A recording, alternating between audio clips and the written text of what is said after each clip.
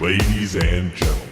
I haven't really heard what Jeremy says because I got my 2 Stanley Cup rings right in my ear.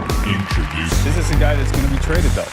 You're an announcer with a long stick from time to time. You think it's my fault? Is that what you're saying? This guy's such an idiot here.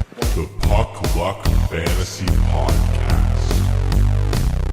Hello and welcome to the Puck Luck Fantasy Podcast. I'm your host, Dylan Sudemans, and over there in another place is your other host, Derek Sudemans. Today I'm coming you through Skype. We're testing out the feature today, kind of playing around with things, seeing how this works. So this is a first for the podcast. How's it going over there, Derek? Pretty good. Just getting ready for some Showdown contest tonight with Game 4, so should be a good one. I think it's been nice and back and forth with this series. Finally, Vegas has found a team that can actually compete with them, I guess. So it's been a good series so far, and hopefully that will continue. Yeah, right on. So we're going to be breaking down the Showdown contests on DraftKings. A bit of a new thing. I'm new to Showdown, so you're going to have to help me understand a little bit about this. Yeah, so I should break that down a little bit right here at the beginning. So with Showdown, it's pretty similar still to the classic style. The main difference is that there's no position locks. So you can pick, there's just 6 flexible positions. You can take a goalie. You don't have to take a goalie. We might talk a little bit about that.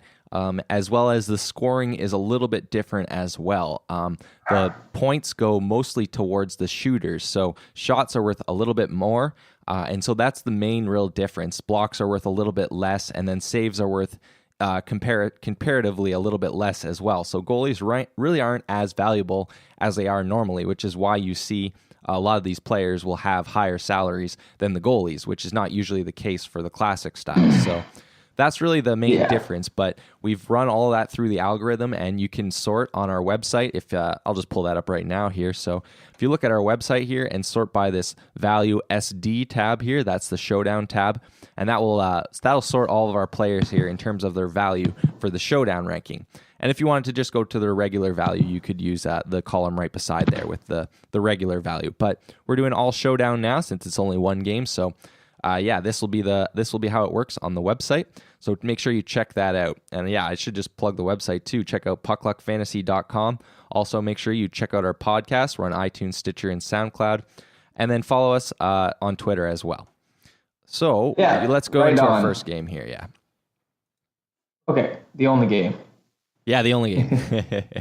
So we have Holtby, and he's going to be playing against Fleury once again. So like I was mentioning with the goalies, really, since the goalies aren't as valuable as they usually are, for me, what I've been doing is I've been creating my lineup with 5 guys first. And then what I'll do is I'll see if the goalie fits. And if it's at least 4 guys that I've picked from one team that I can pick with the goalie with them, then I'll go with that. Potentially even if it's 3, if I can get some nice correlation. But it's really hard to correlate full lines with these types of Showdown competitions. What you're really trying to go for is to pick the guys who are getting all of the goals. So the correlations aren't quite as important as they are with the classic style, but it definitely is still nice to get that in there if you can. Have you noticed any of the top players at the top there that happen to be correlated as well?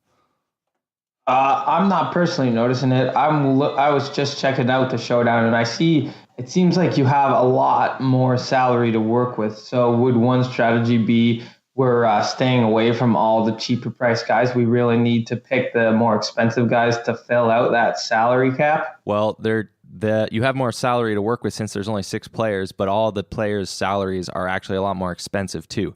So it kind of works out to be the same. You have to pick a few of the more expensive guys. You still do need a couple cheaper guys.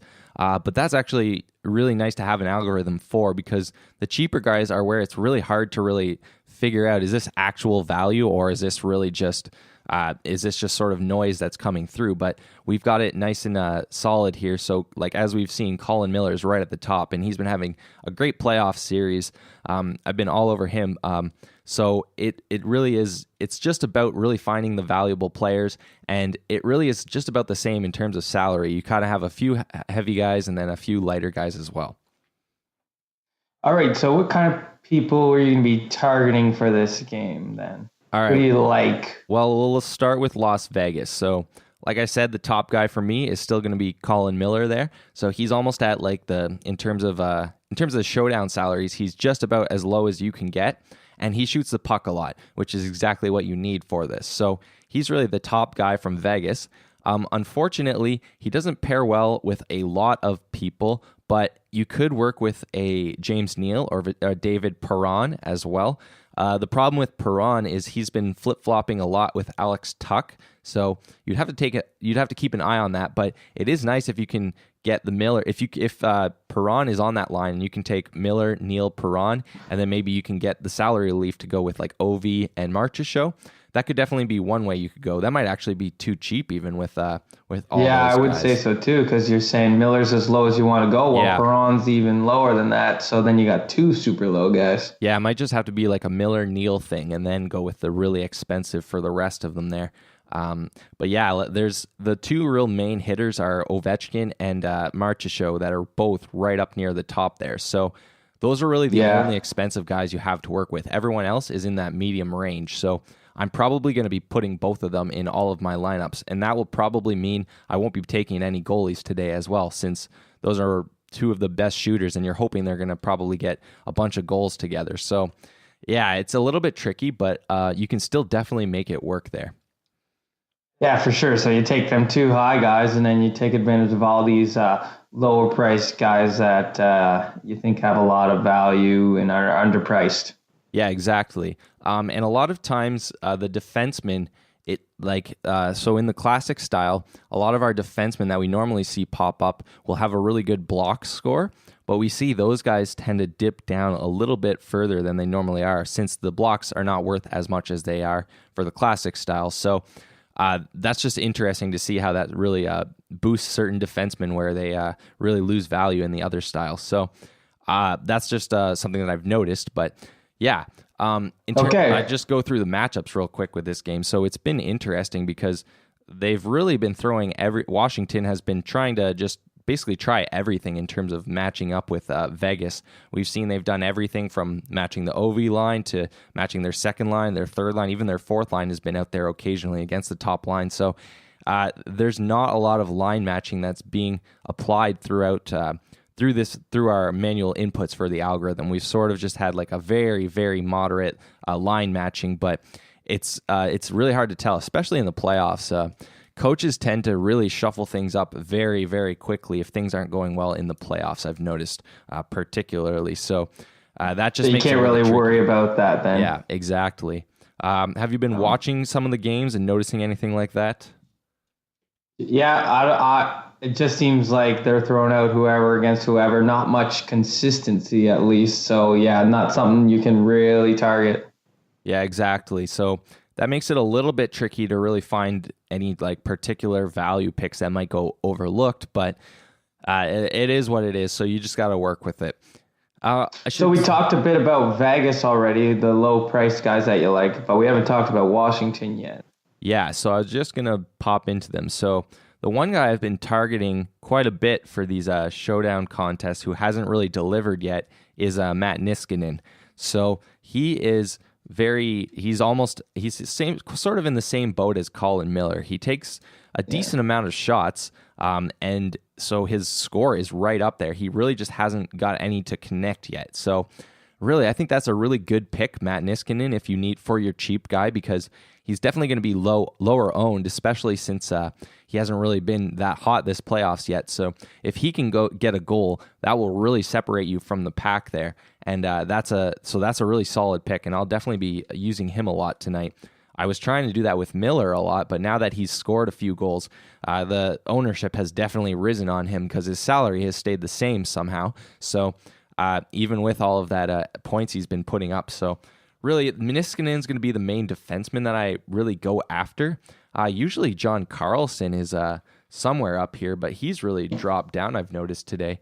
I don't even really see him at the top here. So that's an interesting... Do you see him He's anywhere? midway. Yeah, he's midway, just under Just above William Carlson there at about 23rd. Okay, yeah. So yeah, he's significantly dropped down. I'm wondering if that is from his block score. I might have to check that out later. But yeah, so he really isn't super playable tonight. Then the main one that I said was Alex Ovechkin, so I'll be all over him. Also, I've been targeting Jacob Vrana quite a bit. He hasn't scored, but he's been getting a lot of shots as well, which is what you want for these types of tournaments. And Tom Wilson, he's playing with Ovechkin, so if you need that cheaper relief, either of those guys would work. It's just a little bit tricky because Vrana doesn't really get any correlation with any of these valuable players here, so makes it a little bit trickier there. But So yeah. if you can get Wilson in, that's probably a bit more valuable since he does play with Ovechkin. Yeah. If you can afford him.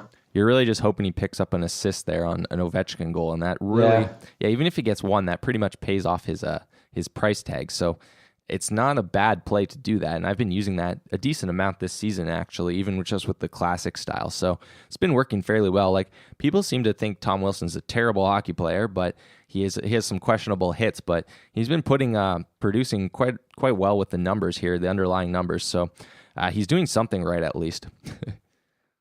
Yeah, for sure. And you mentioned how Niskanen was a bit contrarian. Is that a bit more valuable with this showdown style, being that it is only one game and there's not that many different options you could really go through? So being contrarian is a bit more valuable in this as opposed to the classic style? I think so. It's hard to say how much more it would be important or not. Yeah, it's really tough to say, but I almost think yes, you do want to get that contrarian piece just because the top guys are pretty obvious of who you want to take with Ovechkin and Marchessault. So if you can squeeze in the top guys and get those value picks that are going to be contrarian, that would definitely help. Niskanen really is the only one. All the rest of them there, people are going to be on that are at the top, like Colin Miller and Shea Theodore. He always sees quite a bit of ownership. So in terms of defensemen anyways, but so really Niskanen would be my main go-to. And yeah, it is nice to get that contrarian-ness in there, but it's hard to say if it's going to really be a huge difference or not compared to the classic style. All right, so I guess we'll get to puck luck picks of the day. Just give us a couple guys, a modified version. Yeah, so we're going to do 3 picks today. No stacks or mini stacks, but I'm going to go with, for my top overall guy, I'm going to go with Marchessault at 11.3K with his showdown pricing.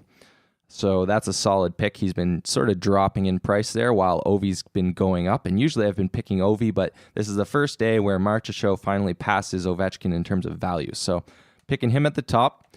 Then I'm going to be going to James Neal at 7.6K. And then in terms of my cheaper pick, I'm going to be going to Matt Niskanen at 5.1K there. So those will be my puck luck picks of the day. Okay. And is that it? Should we wrap things up? Yeah, I just want to say, just bear with us here as this is obviously our first webcam-based podcast. So there's going to be a few things we need to work out, but hopefully it'll go fairly smoothly. And yeah, hopefully we can get you your picks still for a couple more games for this season. Right on. Thanks for watching. Don't forget to subscribe to the YouTube channel, subscribe to our podcasts on iTunes, Stitcher, SoundCloud, and follow us on Twitter. Thanks for watching, and we'll see you next time.